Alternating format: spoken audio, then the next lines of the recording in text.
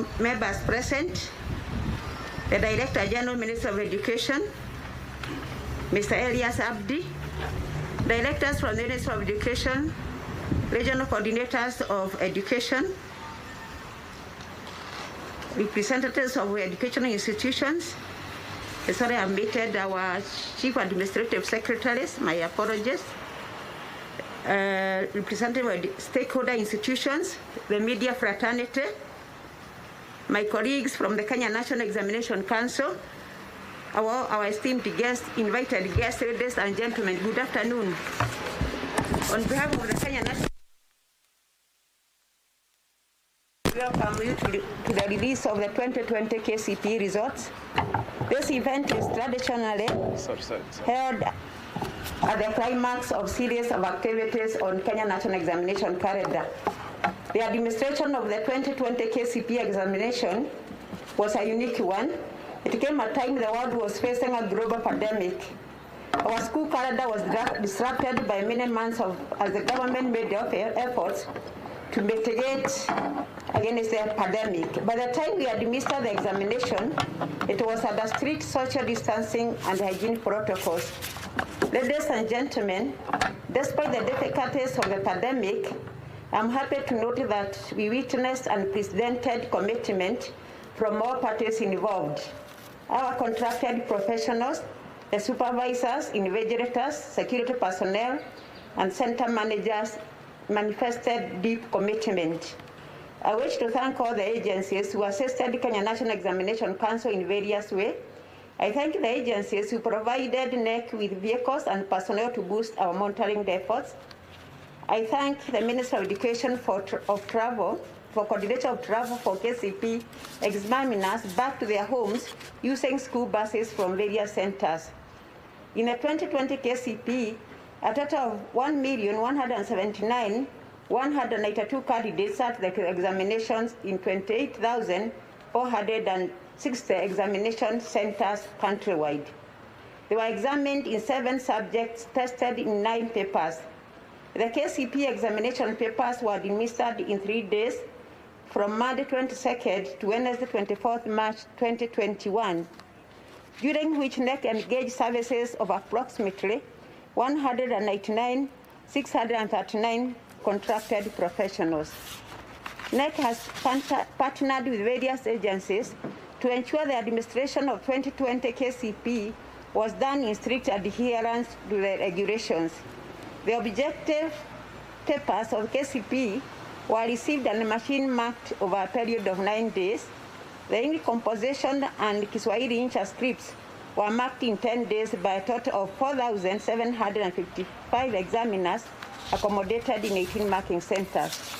In conclusion, sir, I wish to express my heartfelt gratitude to the members of the public and the parents for their role in promoting a conducive environment for the candidates.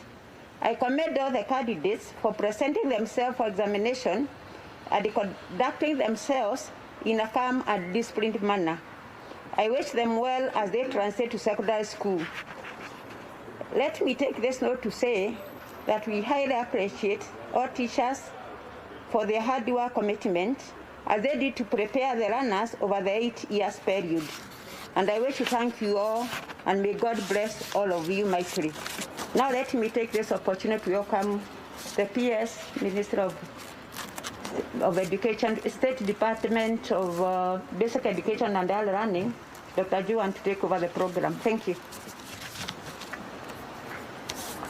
Is Madam Saina talking?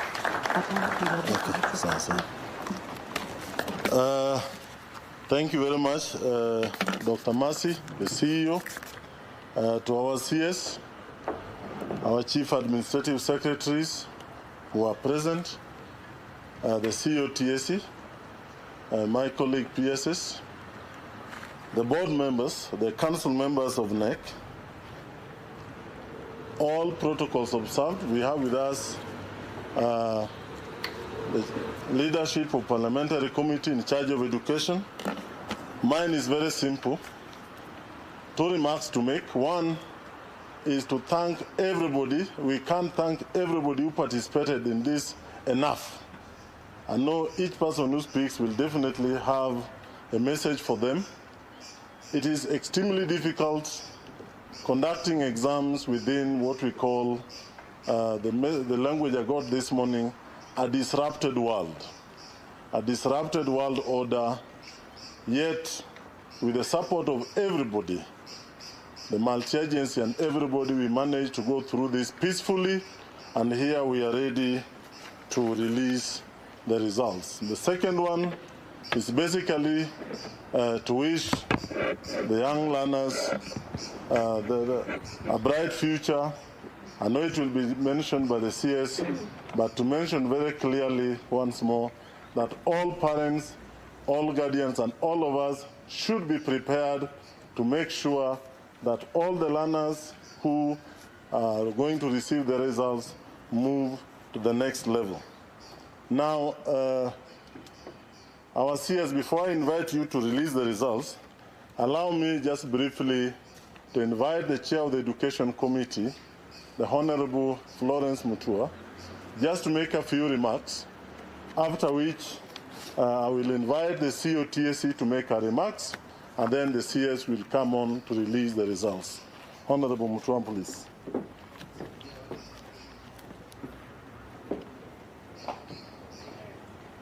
Karibu.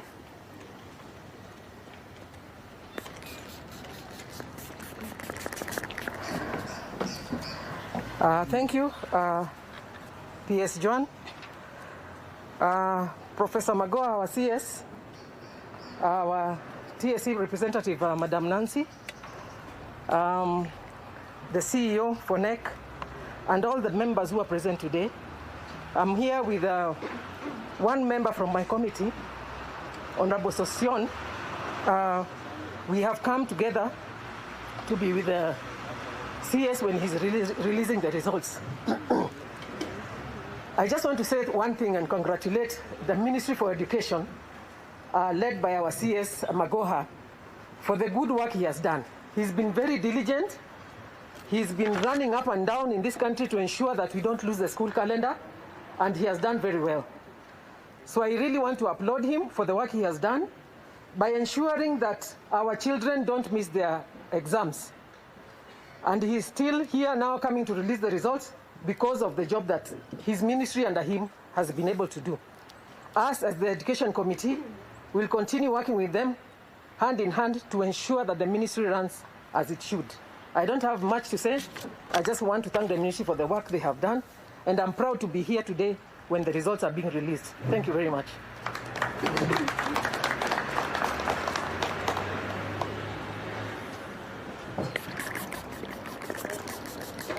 Thank you, Honorable Mutua. I didn't mention Honorable Sosion under the unions because I presume he's here in two capacities. As a member of the Education Committee, we also have our associations. We have the heads associations here. Even if I don't mention you all, just know we appreciate the role that you played. It is now my pleasure to invite the COTSC to make her remarks. Then we move on from there. Thank you very much.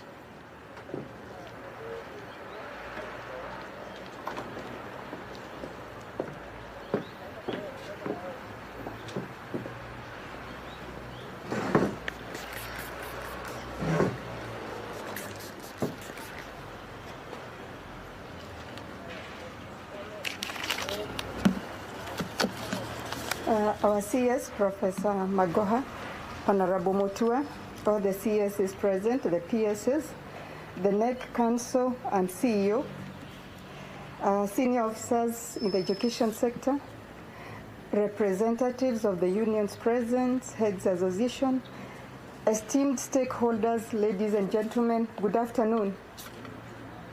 I start by thanking God for enabling us to be here today to celebrate the work of 1.2 million learners after 8 years of their primary school education. While I congratulate the Kcpe class of 2020, I wish on behalf of the Teacher Service Commission to acknowledge and thank all the 608 primary school teachers who prepared these candidates for the examinations. Clearly, this was a daunting task given the fact that The preparations took place at a time our country was battling with COVID-19 effects. I therefore most sincerely thank all the teachers, including those who took part in invigilation, supervision, and marking for their high level of commitment that has enabled us to deliver a credible national Kcpe examination in 2020. Thank you all immensely, and we appreciate you all for your first-class service. I can assure the country that we have no intention of punishing any teacher who goes beyond the call of duty to help our learners. Some center managers, for example, wake up very early in the morning to ensure that they are at the containers on time to pick up scripts and later return the parcels to the container each day. You may have read in the papers about the case of one incredible teacher in Narok County who walks long distances daily. We celebrate such teachers and urge them to keep up with their good job. The TSC will reward all teachers who perform exemplary well in their duties, and especially in recording improved performance in national examinations, which includes Kcpe.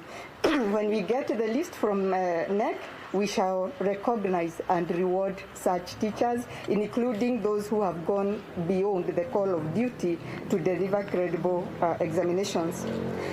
The 2020 Kcpe exercise involved 28,467 center managers, 28,711 supervisors, 72,360 invigilators, and 4,756 examiners. Many of the latter, that is the examiners, came to the marking centers immediately after invigilating the same Kcpe examinations. What this means, therefore, was that the majority of them did not find the opportunity to get vaccinated soon after the government graciously made teachers a priority population in the vaccination drive. I commend all the 92,246 teachers who by yesterday had taken the jab. And I know this figure will rise as we go.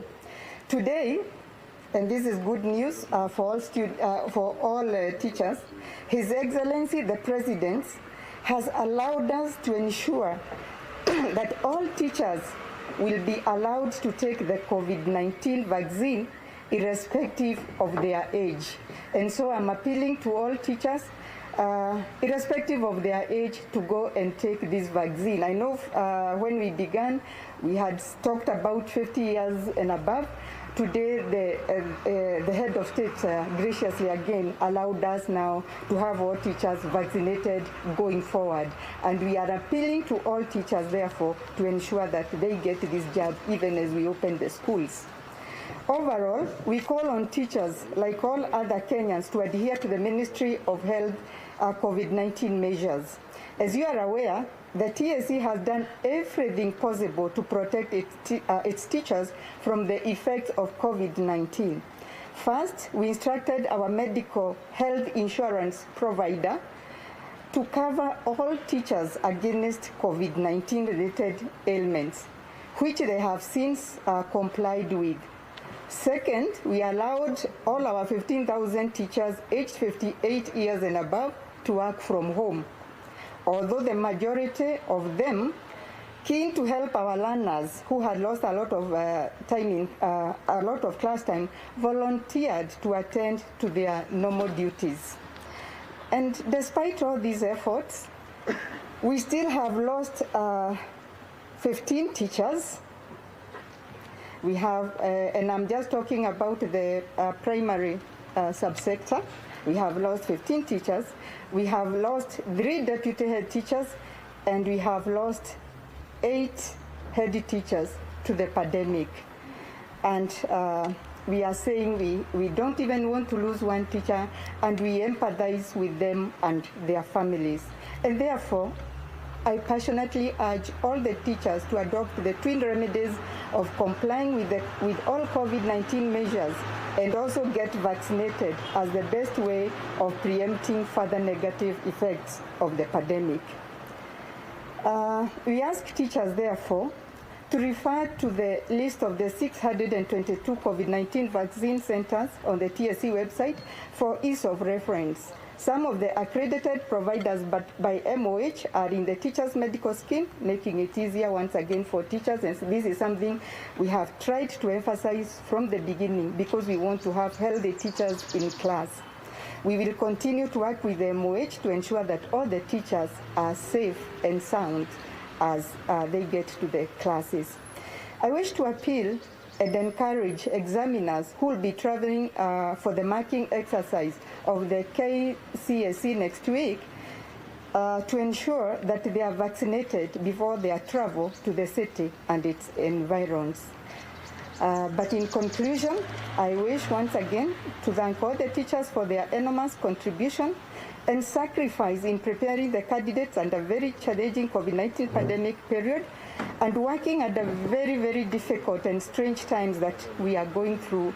As a commission, we are very proud of our teachers, and indeed, we will always be there, and we urge them to work even more as we forge forward to ensure that our learners are safe and that we also propel the country forward. Thank you very much indeed.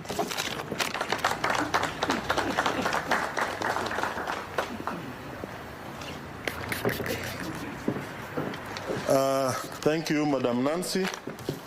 Indeed, I must admit that our teachers have done a tremendous job, as I said, within the context of a disrupted world.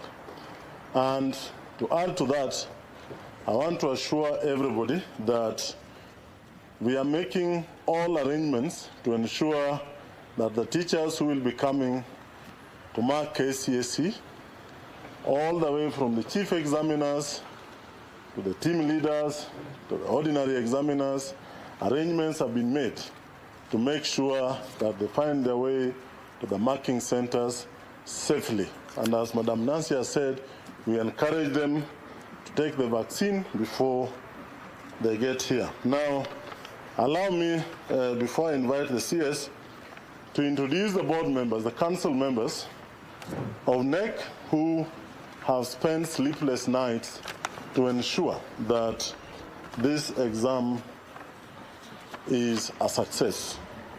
The chair is not in, and so I will do this on his behalf.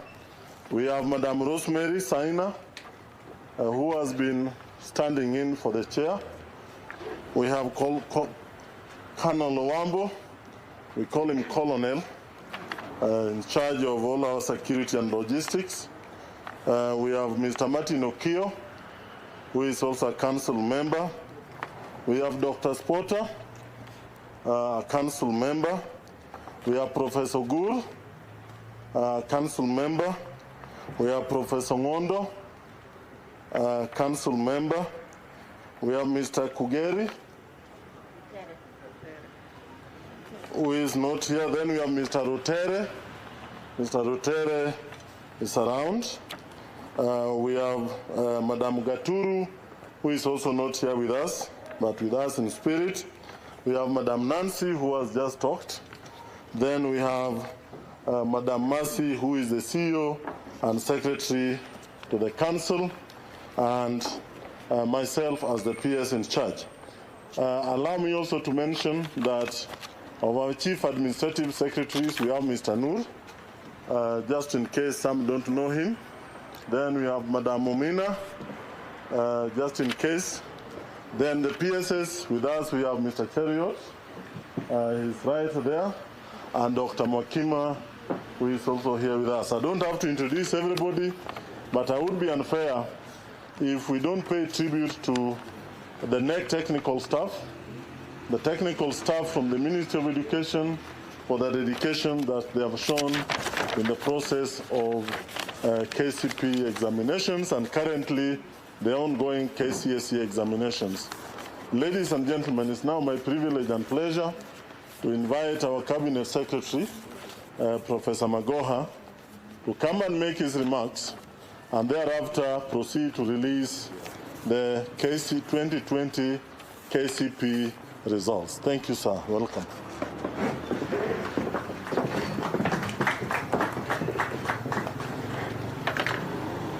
Oh, okay. We'll see.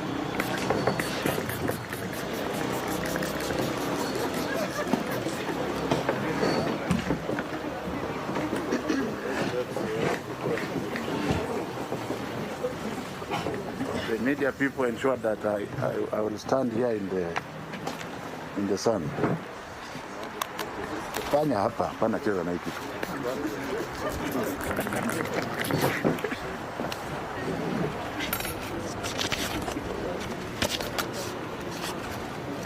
Chief Administrative Secretary Officers Dr. Sarah Ruto, who is in the field, Mumina Bonaya, who is here with us, Hassan Nur Hassan, who is here with us, Honorable Florence Mutua, Chair of the Education Committee, and Honorable Sosion in his capacity as the member of the Education Committee, although he wears another hat.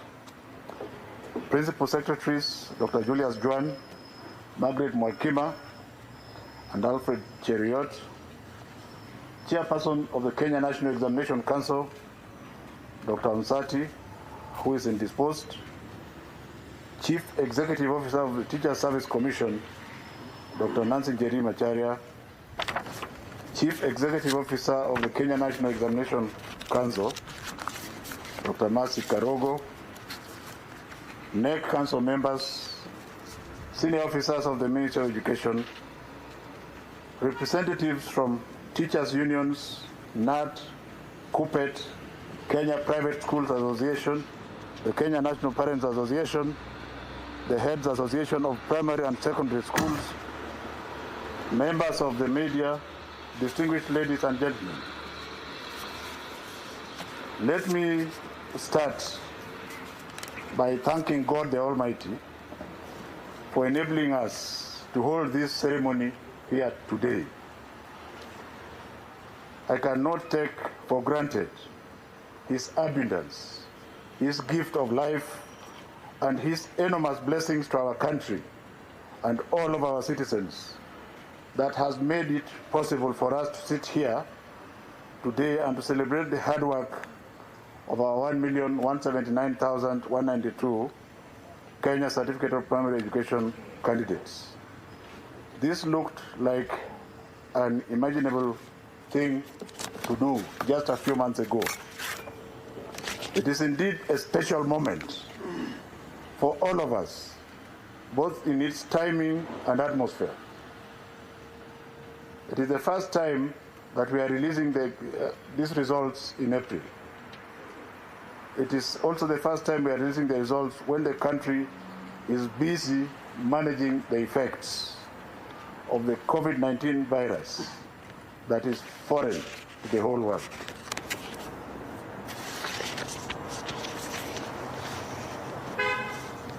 When COVID-19 pandemic befell our beloved country in March of 2020, the education sector was completely disoriented. The future of our 15 million basic education learners seemed thrown deep into turmoil and confusion. We were simply at crossroads. Because we are fighting a disease which is confounded, even top-grade medics, my most humble self being one of them, did not know how long our schools would remain shut following the extended closure that was meant to help the country to manage the pandemic. Indeed, many people predicted doom and gloom for the education sector in this country. But after months of soul-searching and following extensive consultations with education sector stakeholders, we decided to bite the bullet by adopting a phased reopening of schools that gave priority to grade 4, standard 8, and Form 4 candidates. Although this selective reopening was informed by science and drew the advice of the Ministry of Health, there were those who castigated us from the move, claiming that we were putting the lives of our beloved children in jeopardy, making them guinea pigs, and what have you. My sector players stood firm and put their trust in the Almighty God, agreeing that we all stood to be damned for all the painful but necessary decisions, and that we were still going to be damned if we didn't do anything. We chose to make decisions for which we are prepared to take full responsibility for. Thanks be to the grace of God, our schools remained safe, allowing us to be here today to celebrate the results of our risky decisions. Ladies and gentlemen, I wish to thank His Excellency the President Uhuru Muigai Kenyatta for his wise leadership, for trusting me and my education sector stakeholders. Over the challenging 1 year, His Excellency the President has given unfettered priority support to the education sector, always guiding and supporting us to ensure that the gains made in guaranteeing the bright future for the Kenyan children are not lost.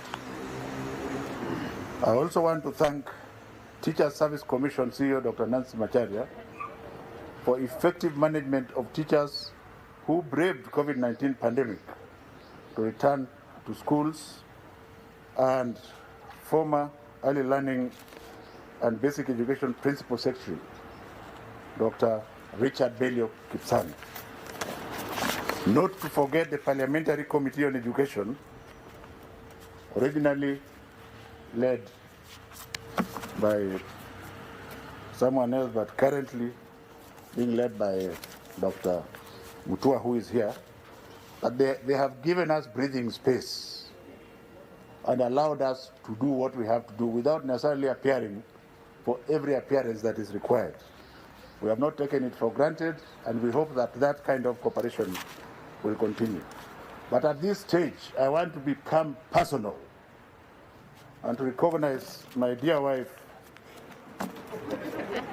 and my son and his wife and our granddaughter, who have braved all my absence from them in the interest of the children of this country.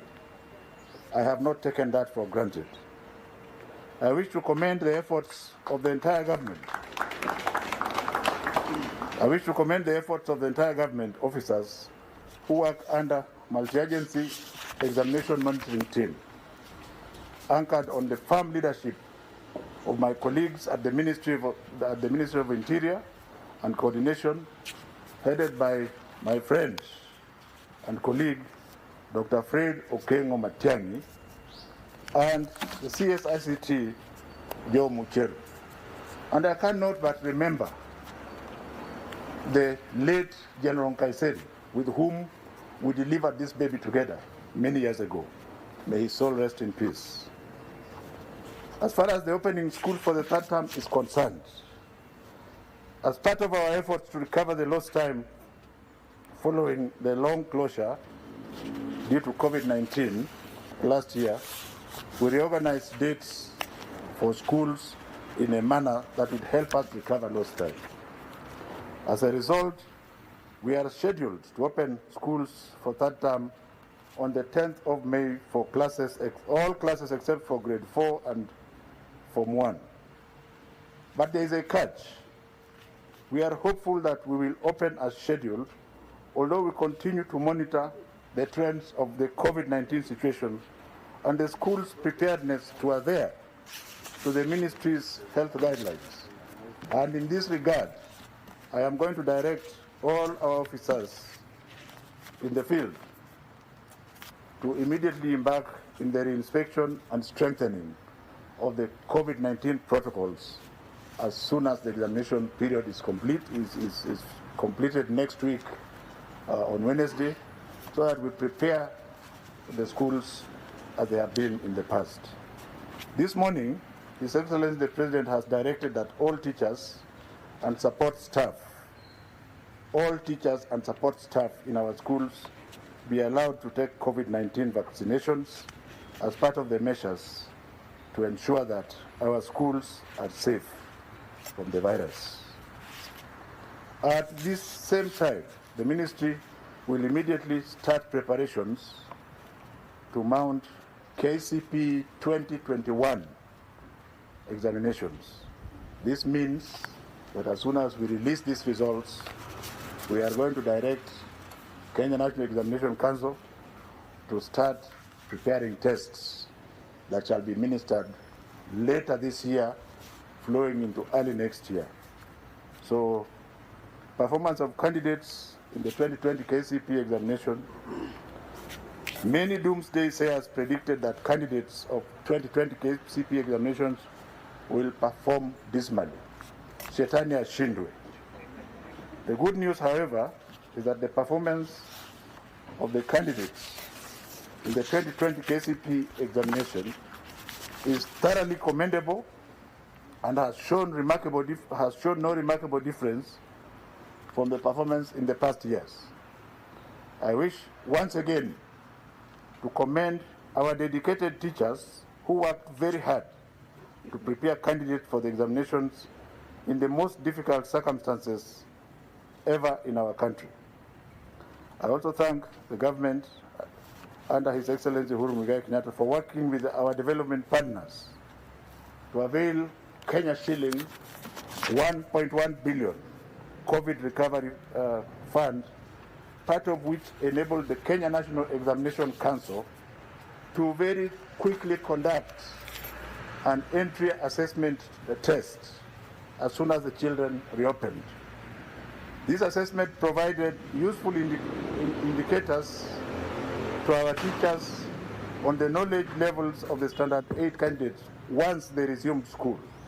I wish to commend the teachers once again for utilizing the assessment results to prepare the candidates ahead of the examinations, a move that has led to the impressive results that we are celebrating here today.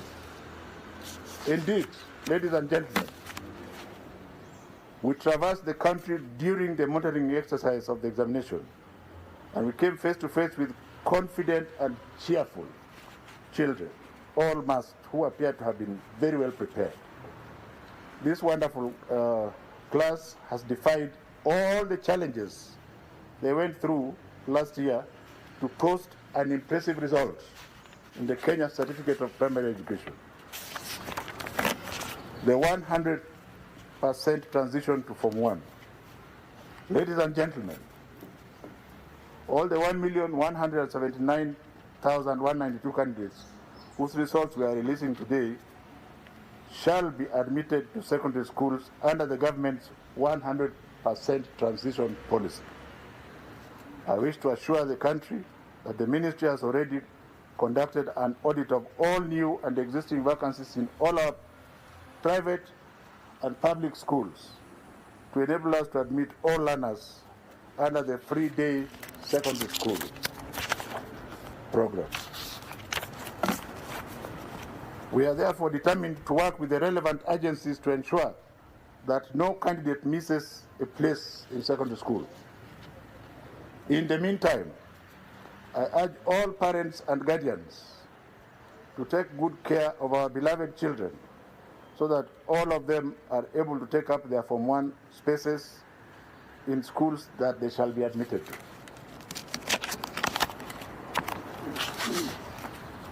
The Form 1 selection exercise. To ensure that all candidates are placed in schools of their choice based on performance and available vacancies, the Ministry of Education will employ a watertight system that will be both credible and of high integrity.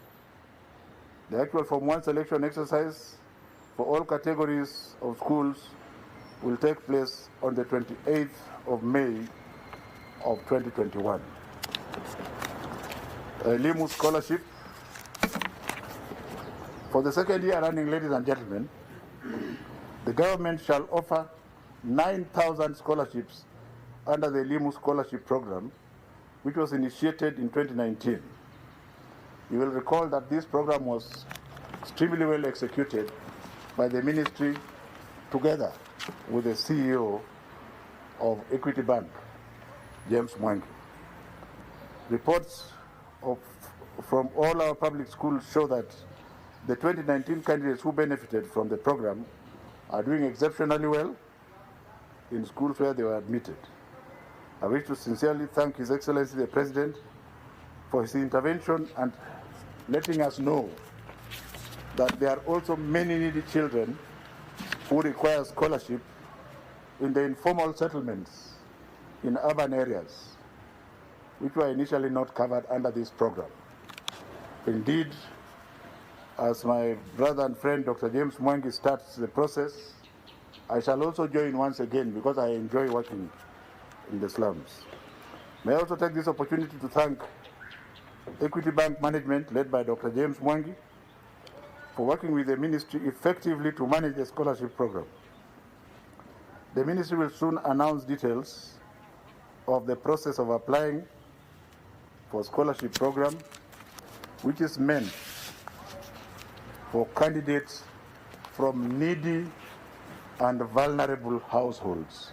So nobody should have any tricks. This is not a scholarship that will go through the back door to get. We shall interview you, and we shall inspect you, and we shall come into your house and see how you live. Because as you know, ladies and gentlemen, God was very kind. Intelligence was given equally to the rich, the moderately rich, and the poor. And this scholarship is supposed to be for the poor. Examination irregularities. In the administration of 2020 Kcpe examinations, the government sustained its robust security arrangement through the multi-sectoral examination monitoring team.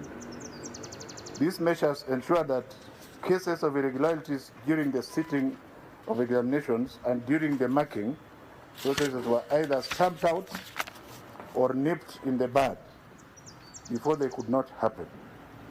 For example, 5 cases of impersonation were detected during this examination process, and 7 candidates were found with prepared notes in examination rooms.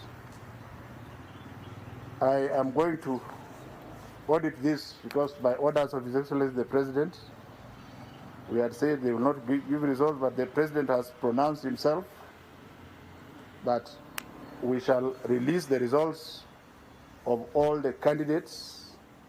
We shall release the part of the results of all the candidates, but those staffers who allowed this to happen shall be severely punished. That is the variation to this speech. As you can see, the President is extremely magnanimous with children, and ours is to obey his order. Candidature details for the 2020 Kcpe. I have noted we are here today releasing the results of 1,179,192 candidates who sat for the examination in 28,480 centers across the country. All these candidates, as I have said before, have qualified to join schools. I, on behalf of His Excellency the President and the entire government, congratulate them for their success. Of these, 590,450, which is 50%, were boys, and 588,742, which is 49.93, were girls. In 2019, ladies and gentlemen, 1,083,000 candidates sat for the examination. It means that candidates who sat increased by 95,000, which is 8.8%, which is higher than usual. And this is simply because of His Excellency's 100% transition policy, which empowered us to go to villages and everywhere in the country to get children who are at home and ensure that they are back in school. According to the data, the following 20 counties registered more female candidates than male candidates. And this is a worrying trend, because I must also defend the male child. The counties are Isiolo, Meru, Vihiga, Nairobi, Kwale, Elgeyo Marakwet, Siaya, Tharaka Nithi, Kisii, Kisumu, Bungoma, Kilifi, Bomet, Mombasa, Uasin Gishu, Makueni, and Migori. This is an increase from 18 counties that registered more females than male in the last examination circuit. And it may be time that we start treating children equally, not paying too much attention to the female child. The number of candidates who were absent were only compared to last year, which was 6,772, rose to 12,000, which is only 1%. And one would argue that the President's order to the chiefs and to the other people in the Ministry of Interior, together with our field officers, to follow the children home, enabled us to move all the children back to school. And so, if you consider 12,000 out of almost 1.2 million, it is statistically insignificant. Candidates' age profiles. Ladies and gentlemen, we consider any child who is 12 years and below as an underage. And in 2019, we had 20,000. In 2020, we have 26,000. So there was an increase of 2.2%. But the strangest thing is this. One would have expected that the underage children should be, one would have expected that the underage children should be from the cities where the parents are well-to-do. But the majority of them came from West Pokot, which is 999, Bomet 1,595, Baringo 1,013, Kericho 1,069, and Bungoma 2,556.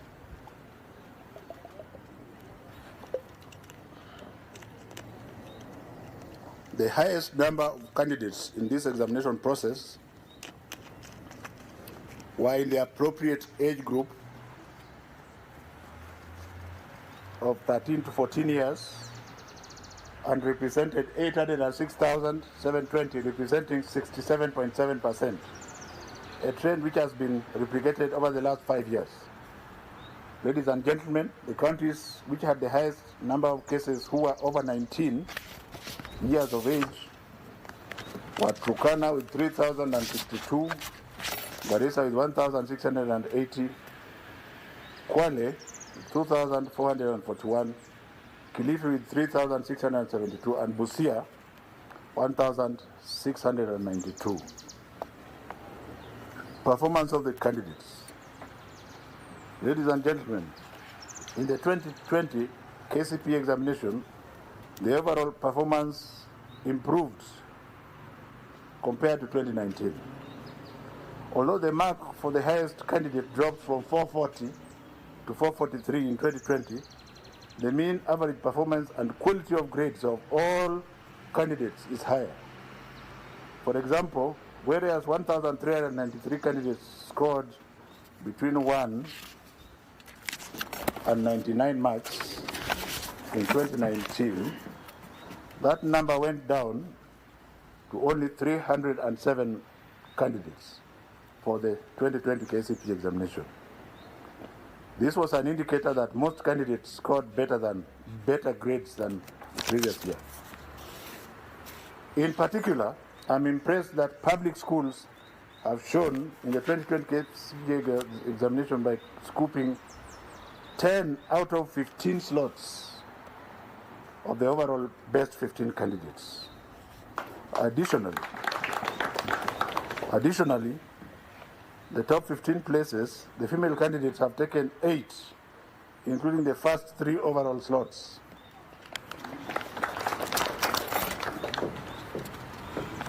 I will read a few of them because this will be given to the press. The first candidate, who is now the best candidate in the country for this year is female Mumo Faith Kawi from Karimwailu. It's a public school and her score is 433. The second candidate is another female, Wesonga Yuvet Nanzala from Chogoria Girls with 432 marks.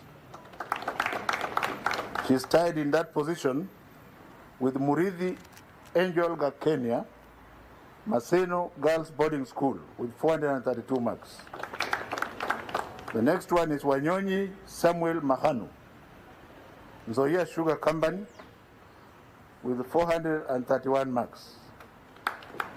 So those first four candidates are from the public school. Then there is Castro Williams from Crystal Hill Academy with 431 marks from a private school, and is tied up together with Tarus Chepkemboi Morin from St. Matthew's Septonok, the public school with 431 marks. The next one is Kipkurui Abiud from Lesos Hills Adventist with 430 marks. The next one is Mwangi Margaret Waruguru, Karatina DEB, very proudly a public school. The next one is Benis Chesed Omondi, Nairobi Primary School, which is just our neighbor here, tying with the 429 marks. Since you are clapping, I'll finish them. The next one is Kiogora Joyce Nkatha from Chogoria, the public school with 429 marks. The next one is Daniel Chris Mboya, Crystal Hill Academy, private with 428 marks, and all the others are tied with 428 marks. The next one tied is Njenga Lolwell Mwagambo, Emmanuel Springs Academy, which is private. The next one is Jeff Mutugi, Fred's Academy, 428 marks, private. Polycarp Kiondi Ombongi, Ober Boys, public, 428 marks. And the last of the 15, Deborah Zawadi, Emmanuel Springs Academy, 428 marks. Performance per subject. Ladies and gentlemen, I'm happy to announce that 5 papers recorded an improvement in the performance of 2020 as compared to 2019. They are English composition, Kiswahili Lugha, Kenya Sign Language Objective, mathematics, which is thoroughly encouraging, and of course religious education, which can be Muslim, Hindu, or Christian. 5 other subjects showed a drop compared to last year, 2019. English language, Kiswahili, Insha, Kenya Sign Language Composition, Science and Social Studies recorded a drop in performance. In terms of gender, female candidates performed slightly better than their male counterparts in English, Kiswahili, and Kenya Sign Language. Male candidates performed slightly better than their female candidates in mathematics, science, social studies, and religious education.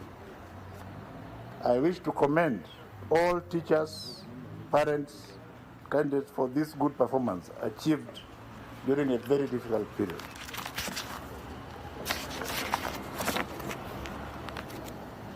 There is a timetable that I'm going to release to the press. I will not go through it, but I will say 1 or 2 things in terms of comparison, comparing 2020 to 2019.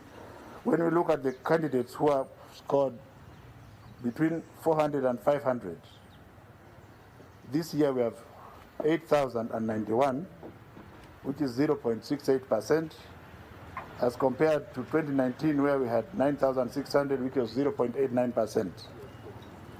But the earth-shaking information is when you come to 300, to 399, this year we have a staggering 282,000, representing 23.67%, compared with the 2019 when we had only 223,000. Even of greater importance, ladies and gentlemen, 200 to 299 has 589,000, representing close to 50%, which is thoroughly commendable. This table will be given to you, and I don't think I should go through all of it. Our candidates with special needs, the ministry and His Excellency the President remains totally committed to the dignity and total care of these children with special needs. And we assist them by adding them between 30 and 45 minutes when they are doing exams. The number of candidates with special needs this year, in the year 2020, was high, 2,675, when compared to 2019, when there were 2,407. The categories with the highest number of candidates with special needs in 2020 also are those with physical disabilities, which is 1,200, followed by those with hearing impairment and then seeing impairment. The highest SNE candidate is very competitive because the person scored 420 marks, compared with the top candidate in 2019 who scored only 414. The improvement further underscores the fact that performance of 2020 was commendable and that SNE children, given a fair and conducive environment, can excel. Overall performance of SNE is as follows. 400 to 500, we had 9 of them. 300 to 399, we had 318. 200 to 299, we also had a larger number of 897, out of a total of 675, comparable to 2019. Now the list of SNE candidates, this was a request by His Excellency the President that we also read the list of the top 9 SNE candidates who scored above 400. And the first one is Brian Otundo from Set Green Hill Academy with 420. The second one is Kcpe Gibson Ndiema, Malondo CBM, 411. The third one is Kioko Joseph Kialo, Kangundo DEB with 409. The fifth one is Isibwa Blessings Monica, Mukumu Girls, 409. Also jointly tied with 409 is Naomi Yvonne Omare, St. Luanga Njoro Catholic, 409. Number 6 is Joseph Muya Rita, Young Achievers School, 407. 7 is Frida Mahamud Shurie, Young Muslim Academy, 405.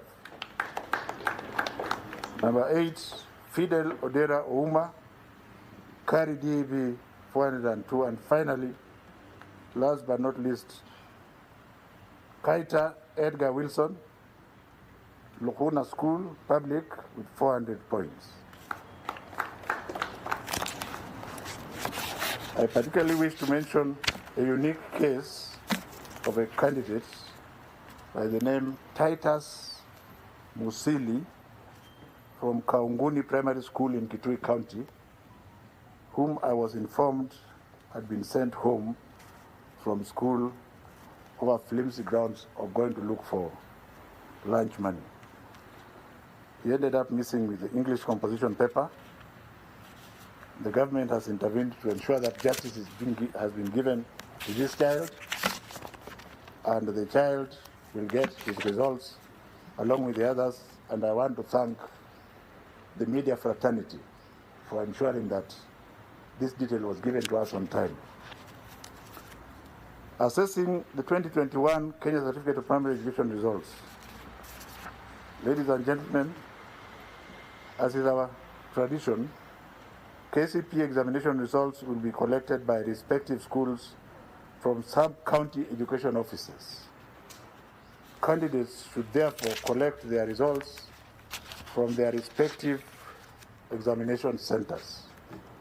Individual candidates' results can also be assessed by sending candidate's index number followed by the initials Kcpe through a short message service, SMS, to 2006. Individual candidates' results can be accessed by sending candidate's index number followed by the initials Kcpe through a short message service to 20076. This service will be available immediately after this event. Head teachers will be required to download and print the online results slips for candidates in their schools and authenticate the same before they are released to the parents and guardians. His Excellency the President has directed that every child shall be and must be given his results. And if there are issues, the Ministry of Education headquarters is there. Let us deal with them. First of all, give the child the results, then come and tell us what the problem is. It is now my distinct pleasure to declare the 2020 Kcpe examination results officially released and wish the candidates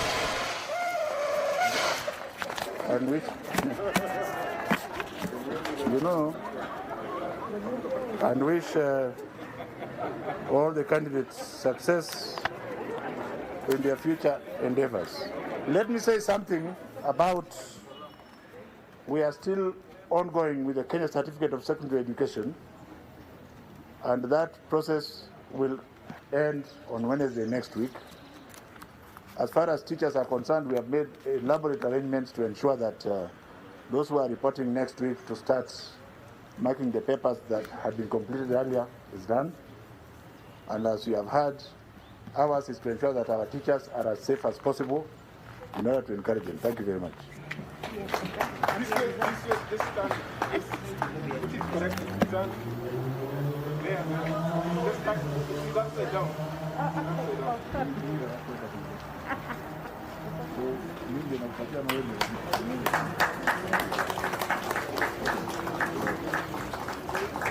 Okay. Thank you very much. There is no handshake this time.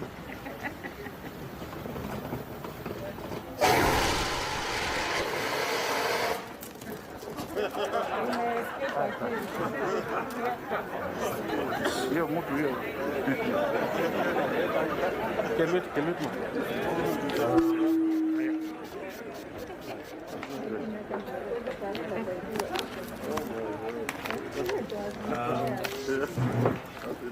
Thank you very much, the CS. I now wish to invite Madam Imelda Baraza to move a vote of thanks.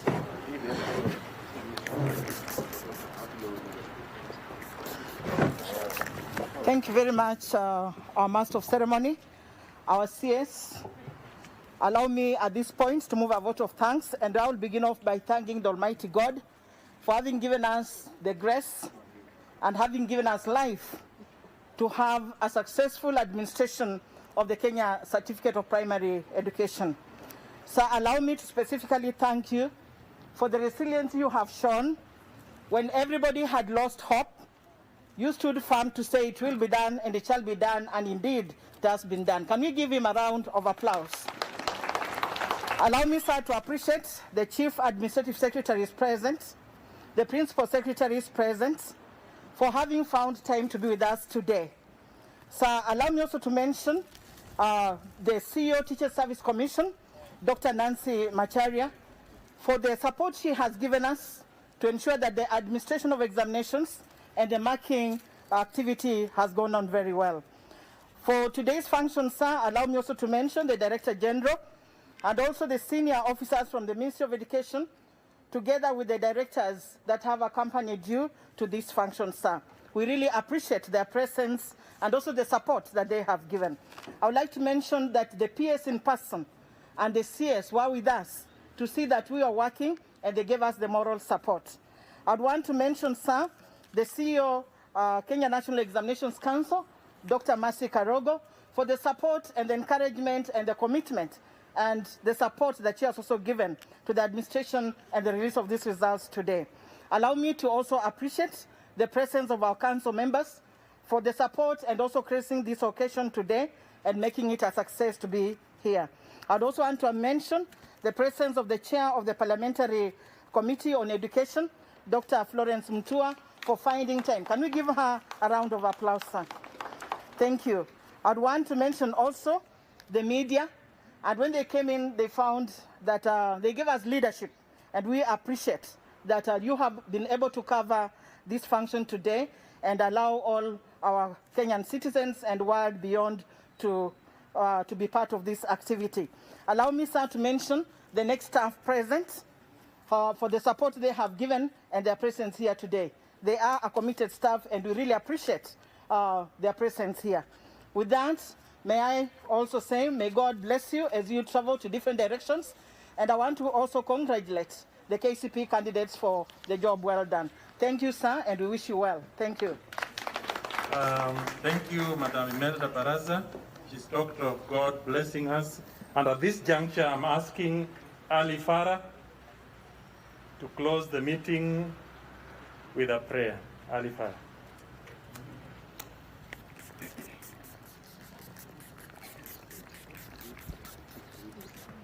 Thank you. The CS Education, all protocol observed. I'll pray in Arabic and translate in English. Bismillahir Rahmanir Rahim. Alhamdulillahi Rabbil Alameen. Ar-Rahmanir Rahim. مالك يوم الدين إياك نعبد وإياك نستعين اهدنا الصراط المستقيم صراط الذين أنعمت عليهم غير المغضوب عليهم ولا الضالين. In the name of Allah, the Beneficent, the Merciful, all praise be to Allah, the Lord of the world, the Beneficent, the Merciful, Master of the Day of Judgment. You alone we worship, to you alone we ask for help. Show us the straight path, the path of those whom you have favored, not of the path of those who earned your anger, nor those who went astray. Amen. Jazakallahu khairan. Assalamu alaikum wa rahmatullahi wa barakatuh.